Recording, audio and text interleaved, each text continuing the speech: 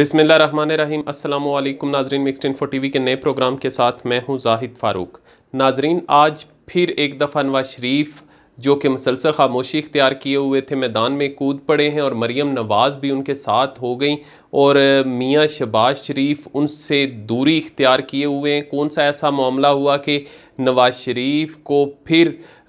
जो बड़े यानी अदारों के सरबराहान हैं उनके नाम लेने पड़ गए। फिर इसके साथ साथ जहांगीर तरीन केस इमरान खान झुकने के लिए बिल्कुल तैयार नज़र नहीं आते। इसके साथ साथ एक और ख़बर भी कि इमरान खान ने तो ख़ुद अमेरिका के सामने झुकने से और उनकी डिक्टेशन लेने से इनकार कर दिया। ये सारा मामला क्या है ये भी आपके साथ डिस्कस करूँगा। और फ्रांसीसी सदर को थप्पड़ पड़ने की वजह आज जो सोशल मीडिया पे वीडियो वायरल हुई उस हवाले से भी हम डिस्कस करेंगे। व्यूवर्स, मज़ीद आगे बढ़ने से पहले मैं आप लोगों से गुजारिश करूंगा कि अगर आप मुनासिब समझते हैं तो हमारे इस चैनल को सब्सक्राइब करें, बेल का आइकन ज़रूर दबाएं ताकि आने वाली किसी भी इंफॉर्मेशन को आप मिस ना कर सकें। अब ज़रा बढ़ते हैं ये जो तमाम मैंने मौज़ूआत आपके सामने रखे इनकी कुछ तफसील और इस पर एनालिसिस जो है वो शामिल करेंगे ताकि हक़ाइक़ से आप बेहतर तौर पे बाखबर हो सकें। व्यूवर्स, आजकल एक और केस गुज़िश्ता अगर कुछ दिनों का हवाला दूं तो मैं आपको बताता चलूं कि काजी फ़ाइज़ ईसा के हवाले से एक केस चला जिस पर उस मुस्लिम लीग नून की तरफ से खुलकर सियासत की गई और जस्टिस काजी फ़ाइज़ ईसा के हवाले से बहुत ज़्यादा उनको हमायत का यकीन दिलाया जाता रहा। खैर, अब वो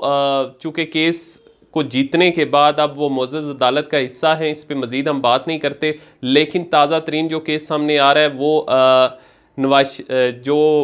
शौकत सदीकी हैं, justice Shaukat Siddiqui Islamabad high court के, उनके हवाले से केस अदालत में लगा हुआ है और उस में जो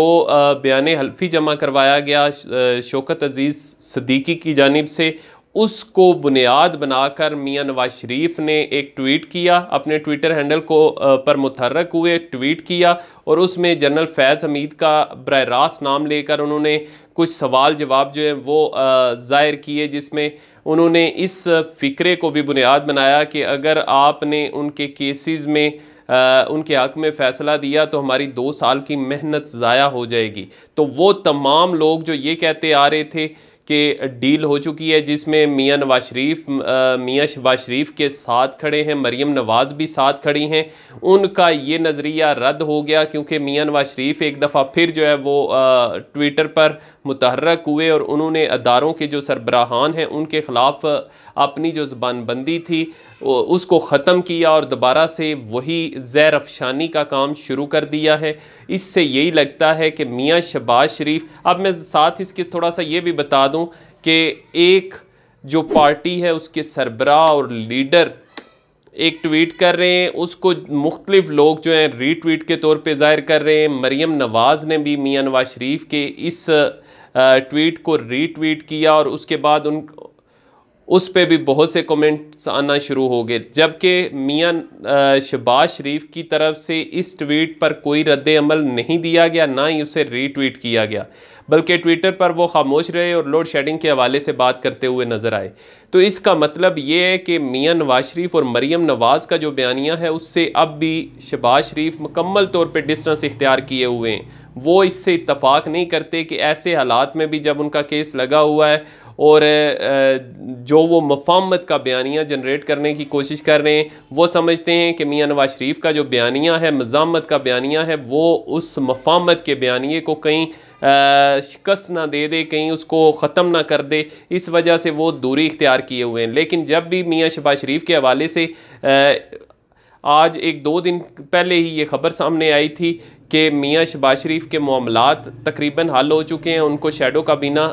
बनाने के लिए कह दिया गया है, लेकिन अब हालात कुछ दूसरी तरफ जाते हुए नज़र आते हैं क्योंकि जब तक वो मुकम्मल तौर पे डिस्टेंस इख्तियार नहीं करते शरीफ ख़ानदान के अंदर, यानी मरीम नवाज़ और मियाँ नवाज शरीफ से, उस वक्त तक उनका हुकूमत में आने का इम्कान नहीं है, ना ही उनको वो पजीराई हासिल हो सकती है अहम हलकों के नज़दीक। तो इसके लिए उन्होंने खुद फैसला करना है कि वो क्या करना चाहते हैं। मियां नवाज शरीफ और मरीम नवाज को साथ लेकर चलना चाहते हैं तो फिर उनका बयानिया कभी भी पनप नहीं सकेगा। अगर वो उनसे डिस्टेंस इख्तियार करते हैं तो पाकिस्तानी सियासत के अंदर फिर उनको अपना वोट बैंक बनाना पड़ेगा, और मुस्लिम लीग नून का वोट बैंक किस तरीके से वो अपने साथ इस्तेमाल कर सकते हैं ये भी आने वाला वक्त ही साबित करेगा। व्यूवर्स, ये तो एक जो खबर थी वो आपके साथ शेयर की। अब दूसरी खबर की तरफ बढ़ते हैं। जहांगीर तरीन केस के हवाले से एक तरफ तो लाहौर हाई कोर्ट की तरफ से उन्हें आर्जी खुशी तो मिली है कि उनके जो मिल्स हैं उनका ऑडिट करने से रोक दिया गया है FBR को, दूसरे डिपार्टमेंट्स को, लेकिन दूसरी तरफ हुकूमत उनके मामले पर झुकती हुई नज़र नहीं आती। हुकूमत ने ये फैसला कर लिया है कि उनके जितने भी केसेस हैं वो नैब के हवाले किए जाएं। नैब इस पर मज़ीद जो इसकी प्रोसीडिंग है वो नैब की तरफ से की जाएगी, लेकिन नैब की अपनी कारकर्दगी पर व्यूवर्स बहुत से सवालिया निशान हैं, क्योंकि जितने भी रेफरेंसेस दायर किए गए नैब किसी एक को भी मुंतकी अंजाम तक पहुंचा नहीं सकी। अब बाज़ सियासी मुबस्सरीन हैं जो इस केस पर गहरी नज़र रखते हैं, उनके मुताबिक ये सारा काम करने के पीछे भी शायद हुकूमत यही चाहती है कि इस मामले को तूल दिया जाए, लेकिन जो हुकूमती हल्के हैं उनकी तरफ से ये कहना है कि इमरान खान किसी सूरत भी जहांगीर तरीन को छुट्टी देने के हक़ में नहीं है, उनको किसी किस्म का रिलीफ देने के हक़ में नहीं है। इस वजह से उन्होंने नैब को खुली छुट्टी दी है कि अगर वो नैब के हवाले केस किए जाते हैं तो नैब अपने मुताबिक उनको डील करेगा। एक और ख़बर जो गुज़िश्ता दिन सामने आई लेकिन आज बहुत ज़्यादा मीडिया की जीनत बनी, वो ये था कि इमरान खान ने जो माजी की रवायत थी अमेरिका के सामने झुकने की, अमेरिका से डिक्टेशन लेने की, उसको तर्क किया है। जो रिटायर्ड जनरल एजाज अवान, उनकी तरफ से ये दावा किया गया कि प्राइम मिनिस्टर हाउस में अमेरिका की आला शख्सियत की कॉल आई, इमरान खान ने वो कॉल लेने से इनकार कर दिया और उन्होंने कहा कि अमेरिका को हमारे प्रोटोकॉल का भी ख्याल रखना पड़ेगा, और जो प्रोटोकॉल कहता है कि एक मुल्क के सरबराह के साथ दूसरे मुल्क का सरबराह ही बात करता है, तो अब वो रवायत नहीं चलेगी कि कोई भी ओहदेदार उठ के पाकिस्तानी वज़ीर-ए-आज़म से बात करना शुरू कर दे। अगर पाकिस्तानी वज़ीर-ए-आज़म से बात करनी है कोई भी, तो जो बाइडन को खुद कॉल करनी चाहिए, और यही प्रोटोकॉल कहता है कि जो प्रेसिडेंट है वहाँ के वही बात करें, उस मुल्क के जो सरबराह हैं वही बात करें। तो ये एक अच्छी रवायत उन्होंने कायम की, और वही जो नज़रिया उनका था, जो वो बात करते थे कि यकतरफा ट्रैफिक अब नहीं चलेगी। अब अमेरिका के साथ जो कुछ चलता रहा, जिस तरीके से पाकिस्तान के मामलात चलते रहे, वो यूँ लगता है कि जैसे यकतरफा ट्रैफिक थी, यानी एक तरफ से हुक्म सादर फरमाया जाता था और उस दूसरी तरफ से उसको पाया तकमील तक पहुँचा दिया जाता था, उस हुक्म की तकमील की जाती थी। अमेरिका की तरफ से हमेशा डू मोर का मुतालबा होता रहा, और कोई भी उनका ओहदेदार उठकर प्राइम मिनिस्टर के साथ बात करना शुरू कर देता, और यहाँ के प्राइम मिनिस्टर जो है वो इसको भी अपने लिए फ़ख्रिया तौर पे पेश करते। लेकिन यहाँ पे इमरान खान की हुकूमत है और इमरान खान की तरफ से ये इनकार कर दिया गया है कि किसी किस्म की कोई बात किसी ओहदेदार से नहीं होगी। अगर पाकिस्तानी प्राइम मिनिस्टर से बात करनी है तो अमेरिका के सदर को बात करनी पड़ेगी, जो प्रोटोकॉल है उसके मुताबिक ही डील की जाएगी।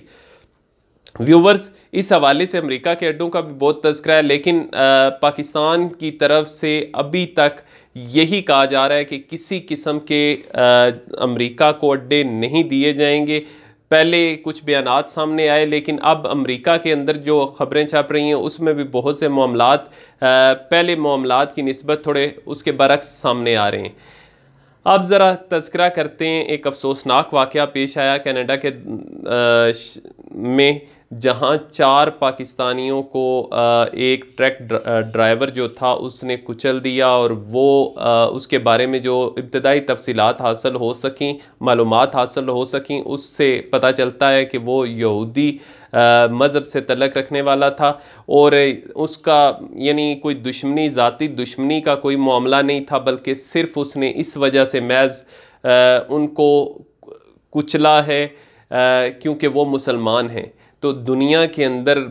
जो सबसे ज़्यादा अपने आप को रोशन ख्याल समझते हैं या इंसानियत की बात करने वाले अक़वाम समझी जाती हैं, उनकी तरफ से इस किस्म के घिनौने वाक़यात का सामने आना, जिस तरह न्यूज़ीलैंड के अंदर एक वाक़या आया था जिस पर जसिंडा आर्डर्न ने बहुत ही ज़बरदस्त इक़दामात उठाए थे, मुसलमानों के साथ खड़ी हुई थी। तो यहाँ पे भी जस्टिन ट्रूडो को चाहिए, जो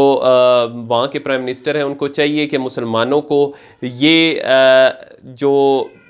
उनको ये एहसास दिलाएं कि वो उनके साथ खड़े हैं, और ये जो इस्लामोफोबिया के वाक़यात हैं, उन जो मुसलमानों के ख़िलाफ़ नफ़रत भड़काने के वाक़यात हैं, उनको रोकने की कोशिश करें। एक दूसरी तरफ फ़्रांस के अंदर भी एक वाक़या पेश आया जिसमें फ्रांसीसी सदर को एक शख्स की तरफ से थप्पड़ मारा गया। असल में ये एक इंतखाबी मुहिम थी जिसमें सदर वहाँ पे तशरीफ़ लेके गए और लोगों के साथ मिल रहे थे। इसी दौरान एक शख्स ने उनको करीब बुलाया और थप्पड़ रसीद कर दिया, और मैक्रोनिज़म के ख़िलाफ़ उन्होंने नारे भी उस शख्स ने लगाए। कहा जाता है कि ये जो मैक्रोन की पॉलिसियाँ हैं उसके ख़िलाफ़ उसने नफ़रत का इजहार किया है। वैसे भी मुसलमान भी दुनिया भर में जहाँ भी हैं, मैक्रोन की तरफ से जो इस्लाम के ख़िलाफ़ बयानात दिए गए थे उस पर भी मैक्रोन से शदीद नफ़रत का इजहार करते आ रहे हैं। व्यूवर्स, अब तक के लिए इतने ही। जो भी ताज़ा तरीन डेवलपमेंट्स होंगी वो आपके साथ शेयर करता रहूँगा। आज कुछ मुतफर्रक खबरें थी, सोचा आपके साथ शेयर कर दूँ। मुझे इजाज़त दीजिए। अपना और अपने मौजूद लोगों का बहुत ख्याल रखिएगा। अल्लाह हाफ़िज़।